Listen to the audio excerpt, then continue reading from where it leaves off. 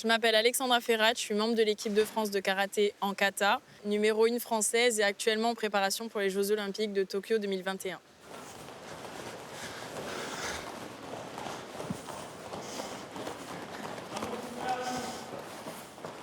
3, 4, 5, 6, 7, 8, 9 et 10. Je stabilise, je repars. 1, 2, 3 tours. OK? J'étais vraiment impatiente de reprendre, ça fait plus de à peu près 3-4 mois maintenant qu'on n'avait plus de stage. C'est vrai que c'est toujours plaisant de retrouver les collègues de l'équipe de France, on rigole bien ensemble, il y a une bonne ambiance avec tout le monde, donc c'est vrai que c'est agréable. Bon, en plus, moi je partage ça avec ma sœur et même une petite de mon club. Premier pivot, tu te places. Et ça repart. Derrière. 1, 2. Ça repart tout de suite. On se remet en place là-bas. Un kata, en fait, c'est un enchaînement de techniques bien codifiées que l'athlète exécute contre un adversaire imaginaire. Donc, ces techniques-là sont exécutées avec une certaine vitesse, avec une précision d'exécution. Et les athlètes sont jugés selon des critères bien définis d'arbitrage. On repart. Pam, pam. Quand j'exécute un kata sans vraiment m'imaginer cet adversaire ou sans m'imaginer ce combat, ça se ressent tout de suite en fait. Et je suis moins dans les clous alors que quand de suite je pense à cette confrontation et à aller vraiment, je dirais, bloquer des attaques ou contre-attaquer, le kata est d'autant meilleur. Il faut que tu acceptes qu'à un moment donné, tu sois sur des périodes où musculairement tu es un peu plus fatigué, mais que tu continues ton travail. Tu sais où il est l'objectif, tu sais où est-ce qu'on va. Et c'est pas aujourd'hui qu'il faut être la plus en forme. Donc on travaille, on continue même si tu as les jambes un peu plus fatiguées que d'habitude. Prends à boire, récupère. Le kata, c'est un travail sur du long terme. Je pense qu'aujourd'hui, le plus difficile pour Alexandra, ça va être la qualification olympique. Mais on sait qu'à partir du moment où elle est qualifiée, tout peut se passer.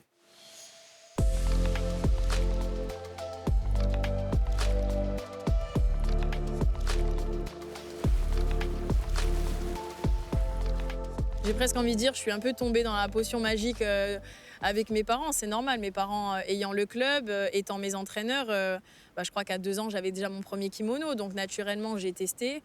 Je me suis même pas posé la question. Donc voilà, mes parents m'ont fait essayer d'autres sports, mais c'est vraiment le karaté qui est devenu une vraie passion.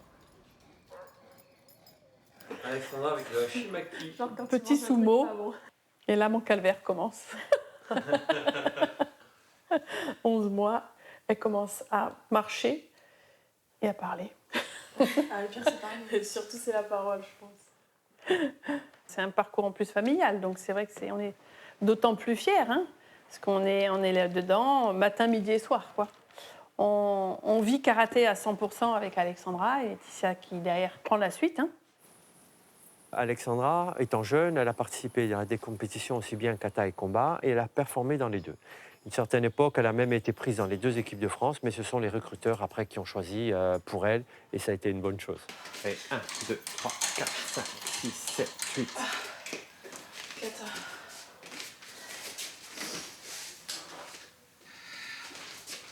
Allez, relâche.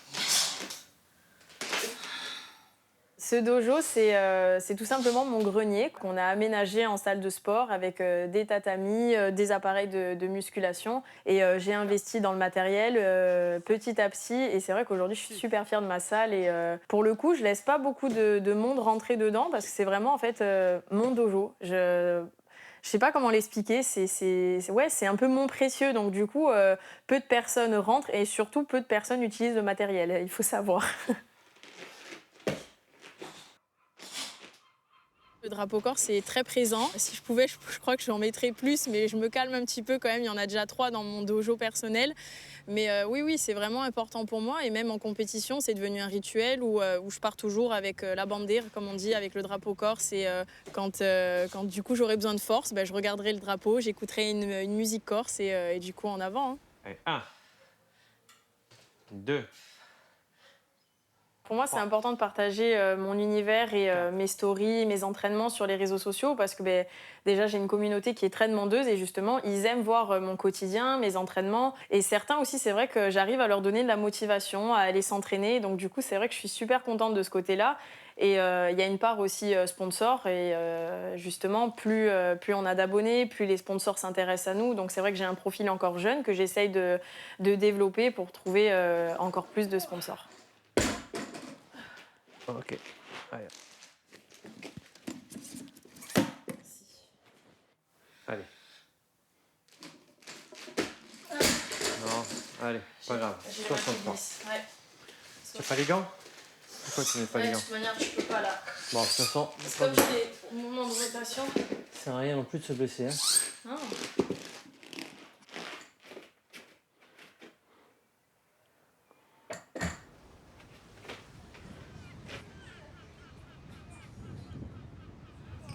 Pour être à haut niveau, ça nécessite des sacrifices. Après, il faut aussi savoir relâcher la pression et savoir vivre. J'ai jamais eu de jeunesse et voilà, aujourd'hui, j'aimerais quand même concilier les deux. C'est ce que j'essaye aussi de faire, mais il y a un temps pour tout, il faut s'organiser.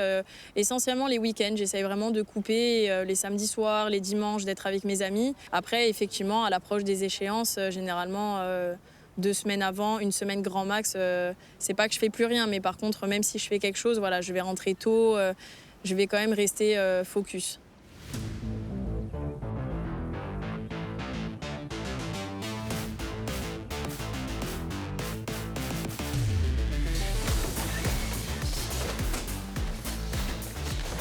Se présente sur le tatami numéro 2, Champagne Mario. Free Louise et Ferracci Alexandra, tapis numéro 2.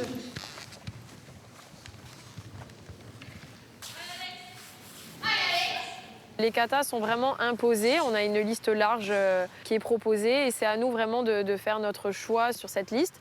Après, en compétition, on passe vraiment les unes après les autres et c'est comme ça que les juges, après, permettent de faire la comparaison et de nous différencier, de nous départager.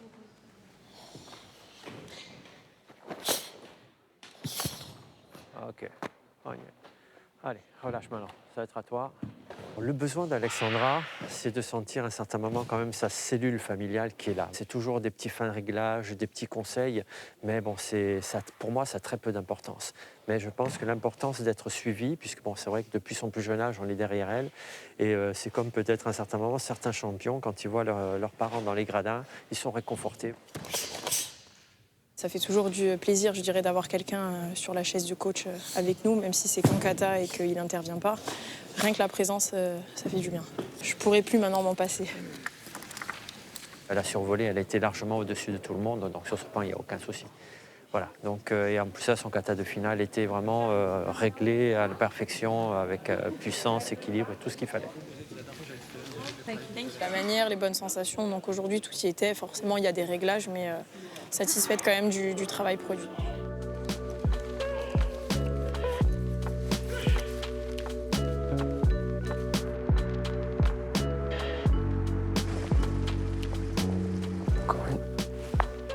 C'est bien. Ça va? Nickel. Allez, je vais te redresser un peu ici.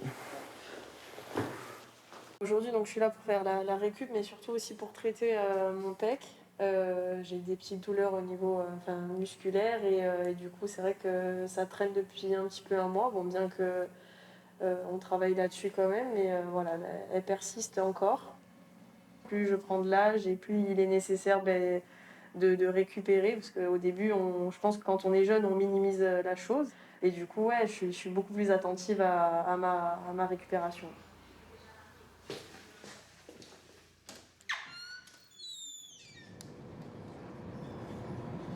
J'enchaîne beaucoup. Je vis à 100 à l'heure. Bon, après, je suis un peu hyperactive, donc ça me dérange pas trop. Je suis épanouie, clairement. Je fais de ma passion, je dirais presque mon métier, en fait, aujourd'hui, parce que grâce à la CAPA, je suis détachée à 100%. Et j'ai l'impression d'être une sportive professionnelle et j'en suis fière de pouvoir m'entraîner, de faire que ça, que mes journées sont rythmées autour du karaté et de ma prépa. 5, 6, 7, 8, 9, 10. Allez, twist. Jump. Go. Hop. Ça fait plusieurs années maintenant voilà, que du coup je transpire sur ce tatami et c'est vrai que c'est une force voilà, d'être dans ce dojo qui plus est familial, dans ce club et il y a une certaine force et des ondes positives dans ce dojo.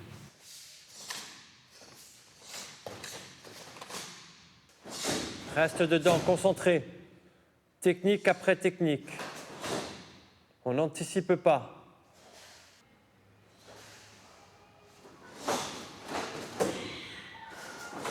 Il y a des jours où ça marche, des jours où ça ne marche pas, il ne faut pas se prendre la tête. Le plus important chez un show, c'est pas aujourd'hui. C'est le jour du Tekyo. D'accord? Avoir les bonnes sensations le jour J. C'est aujourd'hui qu'il faut flancher, c'est aujourd'hui qu'il faut avoir les pertes d'équilibre. On aimerait être au top tous les jours. Malheureusement, on n'est pas des machines, il y a la fatigue qui s'accumule. Le corps réagit aussi en fonction des séances, avec les courbatures qui arrivent. En fin de semaine, forcément, on est moins frais qu'en début. Donc, il faut rester concentré et voilà, et surtout pas lâcher, quoi. J'ai toujours été entraîneur depuis mes 18 ans. J'ai été entraîneur régional. Là, c'est vrai que j'ai dû mettre ça de côté pour la préparation olympique. Mais j'aime entraîner, j'aime coacher. Je continue aujourd'hui à donner des coachings, même en visio.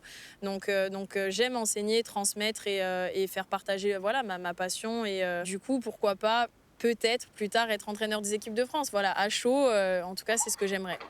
Relâche bien, rentre le coude. J'ai pas assez, non seulement ce relâchement, descente, poum, fluide. Tu vois, c'était un peu bloqué. Laisse partir les épaules, hanches.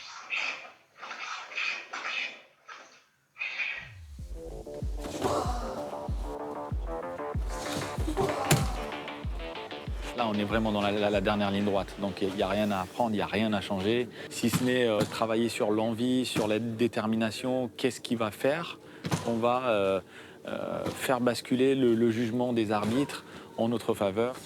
Là, c'est juste la hanche, t'es ancré dans le sol, la hanche. 1, 2, 3. Et lance. 1, 2, 3.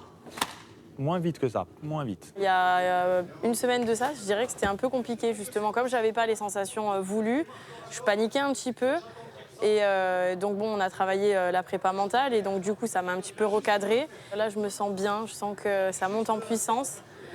Du coup, je prends en confiance et vraiment, là, je suis dans un bon mood. Je sens que, en fait, j'ai envie d'y aller, j'ai envie d'en découdre et j'ai tout simplement hâte d'être fixée enfin. Étire-toi un peu. J'ai pas seulement à cœur de décrocher mon ticket pour Tokyo, je veux vraiment aussi remporter ce tournoi. Montrer et marquer déjà les esprits pour Tokyo, ça va être important.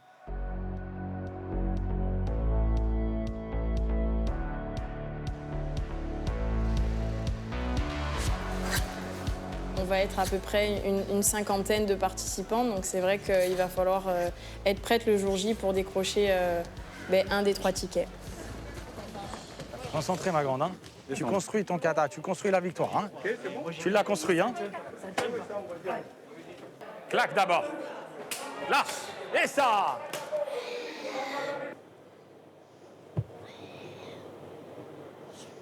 Les arbitres nous notent sur 2 aspects, l'aspect technique qui compte à 70% de la note et l'aspect physique à 30%. Donc Alexandra est 2e de la poule, donc elle n'est pas qualifiée directement au soir. Donc il y a un match supplémentaire contre la 3e de l'autre côté, qui a priori sera la Taipei. Donc c'est pas un match évident, mais il va falloir la battre pour se qualifier à la session du soir.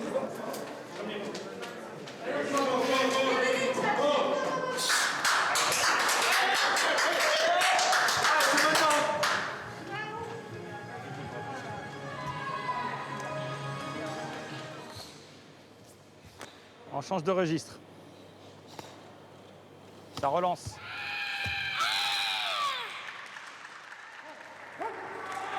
Poussez.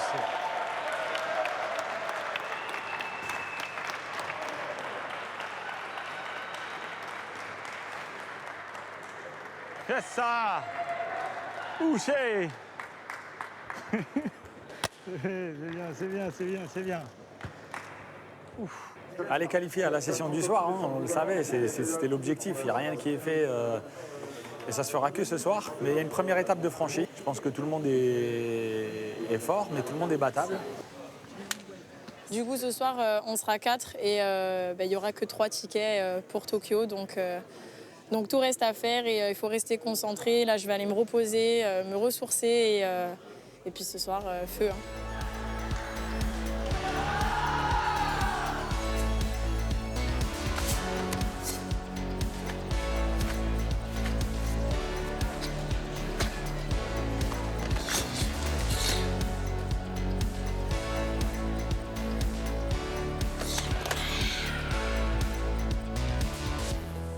Je pense que j'aurais dû prendre 3 whisky pour être beaucoup mieux. Mais bon, stressé, bien sûr, on est dans l'attente, hein, mais on sera là jusqu'à la dernière seconde.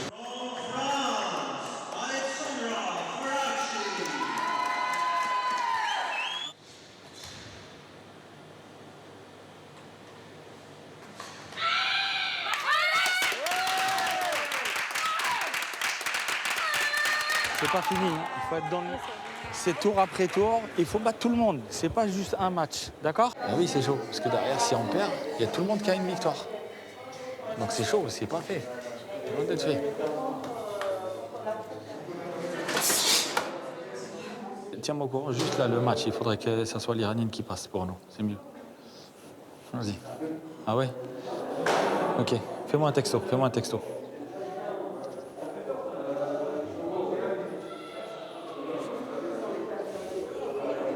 C'est l'Allemande qui passe. Hein.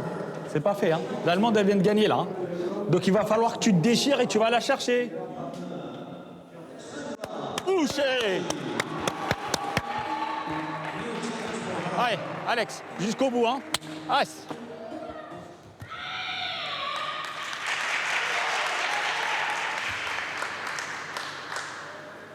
Allez, ça monte. Reste, prends ton temps. Prends ton temps.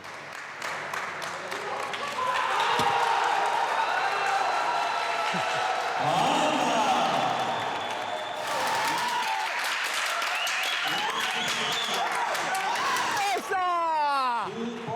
Yes! Stop!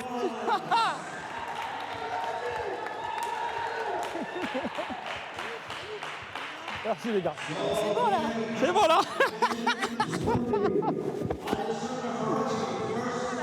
Super, super.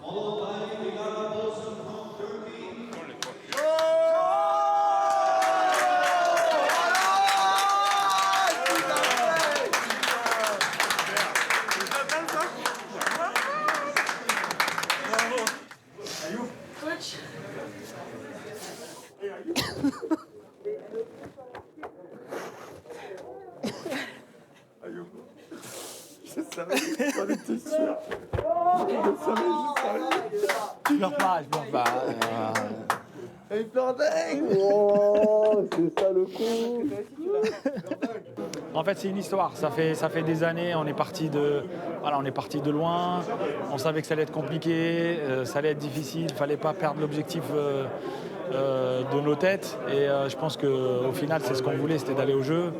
Elle y est. Maintenant, c'est une autre étape qui commence. Mais voilà, l'objectif est atteint. Et je suis super content pour Alexandra d'abord. C'est que du bonheur. J'ai eu beaucoup de mal à réaliser. J'ai demandé 2 fois à Ayoub. J'ai dit c'est bon, c'est bon. Enfin, il a fallu que je sorte, que j'entende les applaudissements en fait pour réaliser. Je suis trop fier, trop fier, trop fier. C'est magnifique. Franchement, magnifique, magnifique. Tu l'as fait. Pas 2 victoires et un match nul. Non. Ce match nul, c'était une chose. Hein. Il est quand même discutable aussi. Hein. Franchement, on est heureux.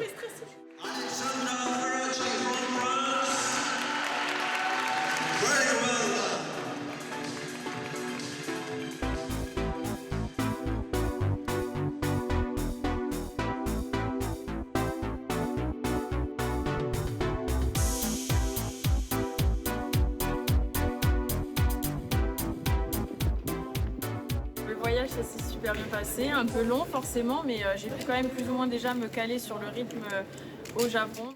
Je me suis installée dans ma petite chambre, j'ai mis mon drapeau corse, avec mes gris-gris aussi France, donc vraiment Je suis au top dans ma chambre, je me sens bien. Donc je fais attention de ne pas me disperser parce que la compète reste très proche. Je continue à m'entraîner et je monte en puissance et je me sens de mieux en mieux à chaque entraînement. Donc c'est de bonne augure.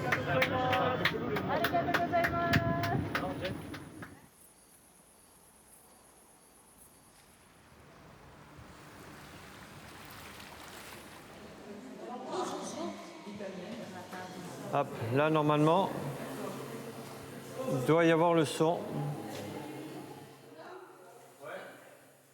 D'heure en heure, le stress monte de plus en plus parce que bon, on connaît les enjeux, on connaît aussi les adversaires, mais on connaît le système de notation. Et c'est ça qui me fait peur.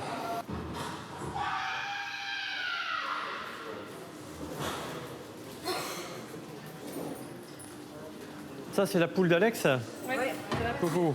Toutes les compétitions, on était derrière elle, on l'a toujours suivie. Là, c'est vrai que ça fait bizarre, au moment de son départ, qu'on ne soit pas du voyage.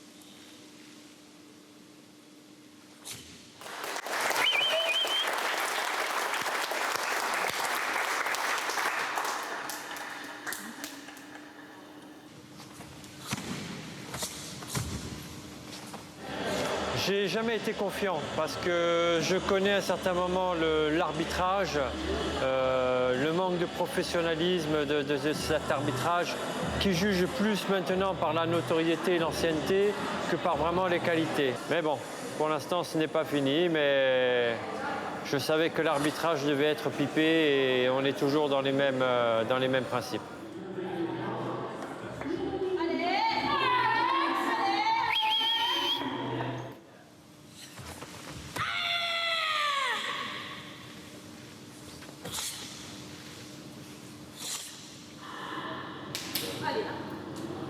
Allez, on est avec toi.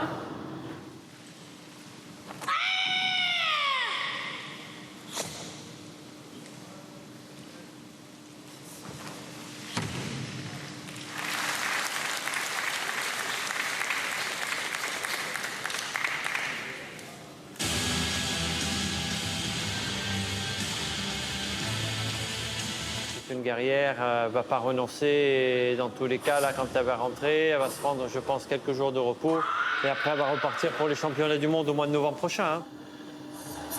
Alexandra, que veux-tu qu'on te dise, ma fille? T'as rien à te reprocher, hein? Non. Tu étais au-dessus pour nous de la Turque et de Botaro. Botaro, elle a une perte d'équilibre. Perte d'équilibre, elle enchaîne de suite. Est-ce qu'on peut l'applaudir, là, un peu?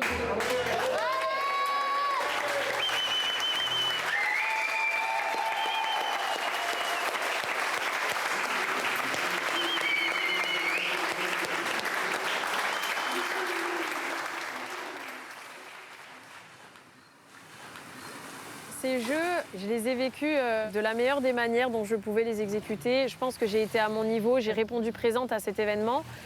Et je pense justement même que j'ai très bien géré ce stress. Et le jour J, en fait, j'avais juste envie d'en découdre. J'avais vraiment à cœur de ramener une médaille. Et ce qui est frustrant, c'est de me dire que je ne pourrais pas jouer ma chance en 2024 parce que je pense qu'on n'y sera plus. À jamais la première franco-corse à participer aux Jeux Olympiques de karaté, en plus en kata. Et qui sait, certainement la dernière. Donc être la seule et l'unique, vraiment, ça fait une part de magie parce que voilà, j'ai écrit l'histoire. Maintenant, c'est quand même triste pour mon sport. Ça, c'est voilà. Mais j'en tirerai du positif à me dire que voilà, j'ai été la première et certainement la dernière. Je pense que 2021 m'a fait énormément grandir. Maintenant, focus sur l'avenir. Parce qu'il est difficile de battre quelqu'un qui n'abandonne jamais et j'ai vécu mon rêve et je compte bien en vivre d'autres.